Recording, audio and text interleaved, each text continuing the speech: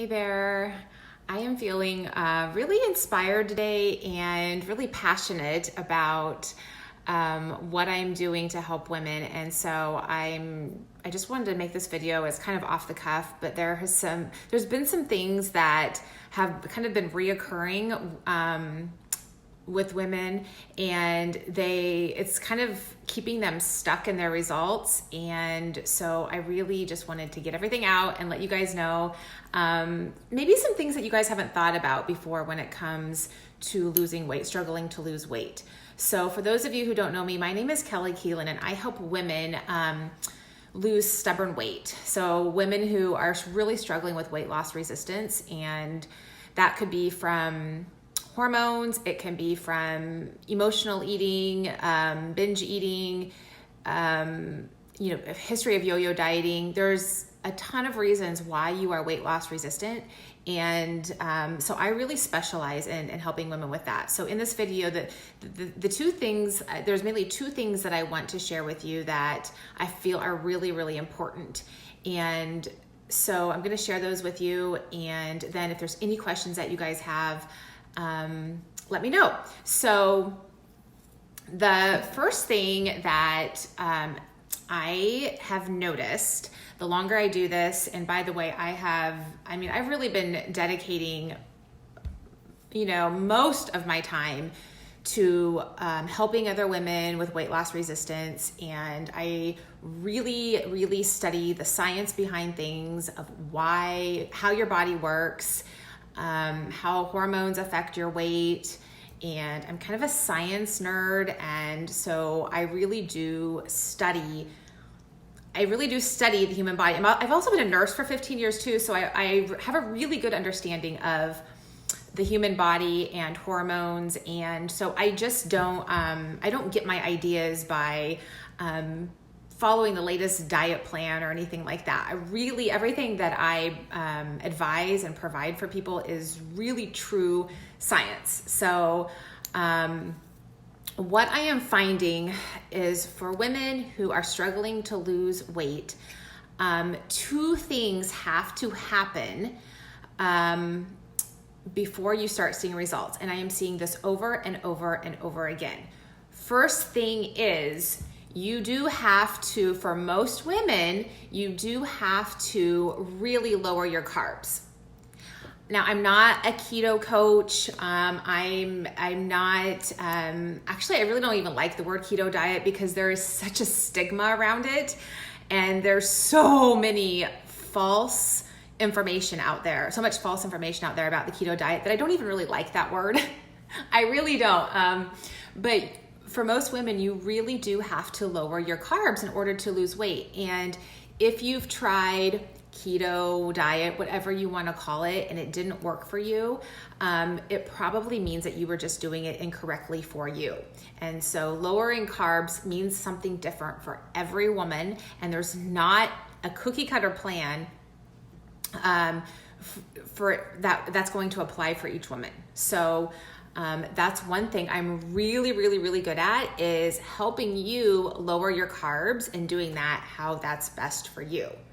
I have yet to see a woman who is able to successfully lose the weight she wants by not lowering carbs. Maybe you can get the scale to budge a couple pounds here and there, but you have to focus on lowering your carbs before you get results. There's no ands, ifs, or buts about it. But like I said, it means something different for everybody. And much of the information out there about the keto diet is false. So if you followed some cookie cutter keto plan in the past and it didn't work for you, you probably got false information and you were probably doing it incorrectly for you. The second thing that you need to do if you're struggling to lose weight and you're a woman is you need to do some sort of fasting. Once again, this is going to mean something different for each woman. And there are a million different kinds of fasting out there. And no cookie cutter fasting plan is going to work for everybody. And so if you've tried fasting, intermittent fasting, whatever you want to call it, and it didn't work for you, it's because you were doing it incorrectly for you. And so I have studied this and studied this and studied this. I've experimented with myself. So I really do understand the science behind fasting. And I don't recommend it because it's a fad. It truly works. And the reason it works is because of the hormonal response that you get from fasting. And I'm not going to geek out today and go into all the details of what all happens, but fasting provides a change in hormones. The main hormones are insulin and glucose, and then there's like leptin and ghrelin as well. And fasting really changes those hormones. And if you cannot get your insulin or glucose where it needs to be, if the levels are too high, you will not lose weight. It's really impossible. It really is. And fasting is not about cutting calories. That's not at all what it's about. In fact, counting calories has very, very, very little to do with getting results you want. But fasting has more to do with a hormonal change when you go a period of time without eating. So once again, you are not going to see a significant change in your weight unless you do those two things: lower your carbs and fast. And that means something different for everybody. You have to find what works for you. And if you feel confused, if you feel overwhelmed about how to fast or how to lower your carbs for you, that is where I come in. That is one area that I would say that's probably one of my specialties is really, first of all, really finding what works for you. I'm really, really good at that. And then the other thing too is really taking the overwhelm out of it. So really just going step by step by step by step. And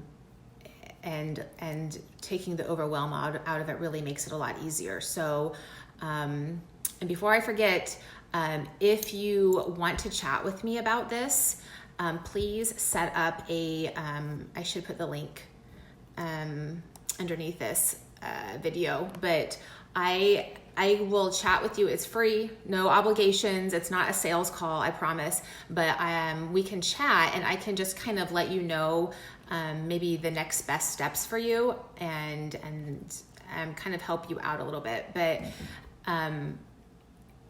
I'm really, really passionate about that information. Like I said, I'm yet to find a woman who is struggling with weight loss resistance to get significant lasting results unless they do those two things. Exercise is it really is a small part of it.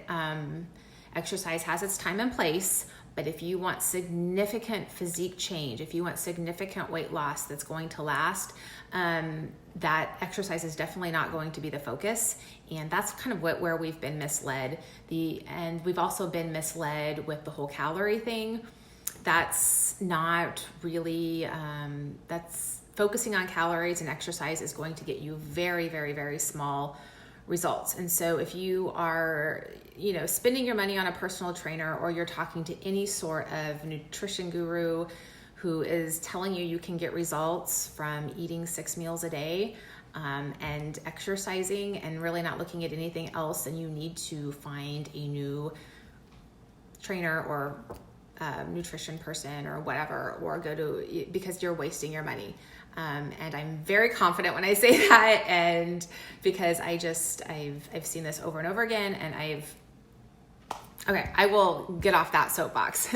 But one thing I'm noticing too is when women apply the keto and or not necessarily keto, I don't like to use that word, like I said, but lowering their carbs and fasting, what's happening is they're getting significant weight loss. Okay, they're getting significant weight loss, but then all these other things are happening too that they didn't even expect. So the first thing that they're finding is that they are improving their mental health. And if you are struggling with anxiety, if you are struggling with depression, I guarantee you that if you can dial down your right carb amount and lower your carbs to what's best for you, your mental health will improve. I promise. I have experienced this myself, And I thought there's no way that carbs or fasting or my diet could be related to my mental health. And oh my gosh, huge, huge, huge difference. And I've heard this from other women too, that their mental health symptoms have completely disappeared. So that's one of the first exciting things. And then the second thing is energy.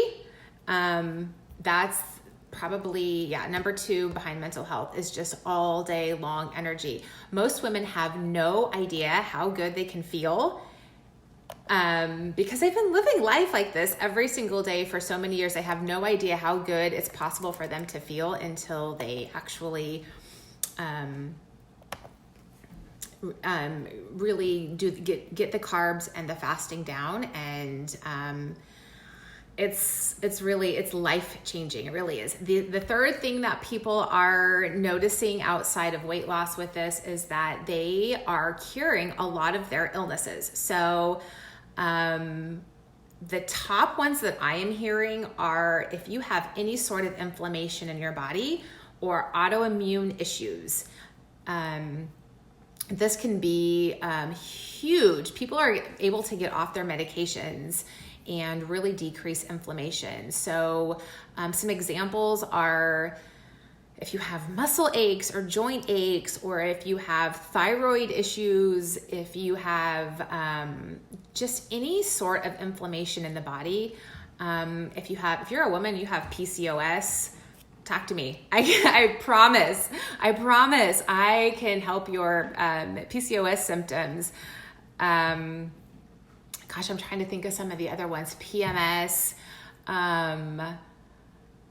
The other thing too is just inflammation. And this is something I've experienced myself, is the extra inflammation that we are carrying around in the form of water weight is huge. And I've experimented with this myself, and I've talked to several other women too who notice that when they really lower their carbs and they fast what's correctly for them, and that's different for every woman, like I said, they will lose so much water weight.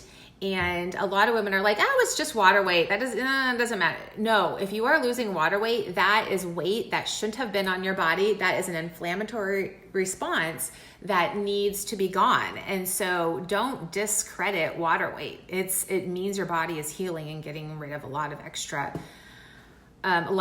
inflammation that should not be there. So I will just really quick share with you, I have a lot of food sensitivities, and it's taken me quite a few years to really kind of pinpoint those food sensitivities and really kind of dial that down. So recently I decided I wanted to kind of introduce some of those foods again and just kind of see what would happen. And I wanted to kind of see if my body would have maybe healed a little bit and maybe I could tolerate those foods. So I introduced some of them. One of them was dairy. There's a few others too, but one of them was dairy. And for the first 24 hours, I was okay. I really didn't notice any symptoms with my mind or with water weight or anything. And after about 48 hours, I still hadn't seen a whole lot of symptoms either. And so I added a little bit more dairy just to kind of see. And I thought maybe I was out of the clear. I thought maybe I could start having dairy again. And boy, it took a few days before those the symptoms started showing up, but I reacted horribly to dairy. So I still can't have it. And I just want to share with you, and I'm actually working on kind of a little documentary of what happened to me. But I ended up gaining about 8 pounds of water weight in just a few days. And so I actually took pictures of myself of how just like distended my belly was and how puffy I was. I was so puffy under my eyes. And ladies, that was not fat. That had nothing to do with calories, and that had nothing to do with my my diet as far as, trying to, eat healthy or anything. It was just an inflammation response from dairy. And I really did gain about 8 pounds. So, and then once I stopped the dairy, it took about 3 or 4 days, but then I shed all of that water. That is inflammation. That had nothing to do with fat or anything. So you would probably be surprised how much weight you're carrying around in inflammation. So I feel like I'm kind of getting off on tangents here. I'm not really staying on track. But those are just some of the things that you can achieve by really dialing in on the carbs and the fasting. And then I probably should add too that really pinpointing your food intolerances can make a huge difference as well. So really, really, really passionate about that. The second thing that, kind of the second part of this video that is really important for you to remember if you're not able to lose weight is that we need to really work on the other stuff, not food and diet related, but it's the overeating and the emotional eating. And it is, I mention this in nearly all of my videos. So if you just want to go back and scroll through or go to my YouTube channel and watch some of my videos, I don't think I've ever made a video that doesn't talk about emotional eating, because that's huge. And you could know all the stuff in the world about keto and fasting and science and hormones and all of that. But if you can't get a grip or can't get control over your emotional eating or your overeating, you're not going to get the results, because 9 o'clock at night rolls around and you have had a long day and a stressful day and you want your ice cream, or even if it's healthy food that you're turning to at 9 o'clock at night. There is no amount of information about fasting or carbs that's going to overcome that urge to overeat. So that's kind of the beauty of the women that I work with, is that we address both of these. And so I really help you and educate you on the food and the food side of things, but then I also really help you with the emotional eating and the overeating. And whether that be, some people really struggle at night with overeating and emotional eating. Some people struggle during social events, social situations, at work. For some women it's alcohol, and they find themselves, turning towards alcohol to kind of unwind and stuff at night and at social events. And, alcohol is full of calories too. Even if you're drinking the low carb alcohol drinks, it's still alcohol. It's still messing with your hormones. And so that can be a big thing too. And the other thing too is alcohol really affects estrogen. So, limiting alcohol and really kind of learning tools to stop that as well can make a huge difference. If you're a woman who is carrying a lot of extra weight in your hips or in your bottom half, that's an estrogen issue, and that's even more of a reason to maybe kind of look at the alcohol consumption that you have. So once again, when you're hearing all of this, there's overwhelm. And so a lot of people just throw in the towel because they're like, this is just too overwhelming. This isn't going to work for me. I don't even know where to start. And that's where it's really important to work with somebody who can really lay things out for you. And that's what I can help you with. So once again, if you need some help with this, please just reach out to me, schedule a call with me. It's free, no obligations. It's confidential. Like it's super laid back, not salesy. And I can kind of point you in the right direction. And then I just want to leave you guys with just some stuff I've been thinking about. And for women, especially when they hit kind of this perimenopausal, I would say about 35 or older, they really stop really setting goals for themselves and really evolving forward. And this is one thing that can really keep you stuck in losing the weight. And I'll tell you kind of how I see things in the big picture. I feel like we go through our life and we, in our younger years, we are very forward focused, evolved focused. And then when we hit this age of about 35 or older, we stop doing that. I don't know why we stop doing that, but we do. So we go through high school. We have this drive and this urge to move forward, and many of us choose to go to college, and it's a challenge, and it's there's a lot of learning involved and there's a lot of evolvement involved, but we do it anyway because we just have this urge to do that. And then the next step is we have this itch after college to start a family or to work on our career. And it's tough, it's difficult, it's challenging, it can be uncomfortable at times, but we do it anyway. And then we have our, we evolve in our careers, we evolve in our families, and then we get this this itch and this urge, but we don't do anything about it because maybe society has told us, oh, we're too old. We're selfish if we want to, invest in ourselves. And we have all of these thoughts, maybe from our past, maybe from our parents, maybe from society, that do not keep us evolving. And so we get this itch and this urge to evolve, but we don't do anything about it, or we go about it the wrong way. And that's kind of what I call like a midlife crisis, when we don't address it or we go about it the wrong way. And what I mean by going about it the wrong way is maybe to address the itch and the itch and the urge to evolve, maybe we overeat, we emotionally eat, we overdrink, we over Netflix, we over Facebook, we spend too much money, and that's how we're dealing with this urge to evolve. And so I invite you to, instead of taking that route, to really focus on bettering yourself. And for a lot of women, that means losing weight.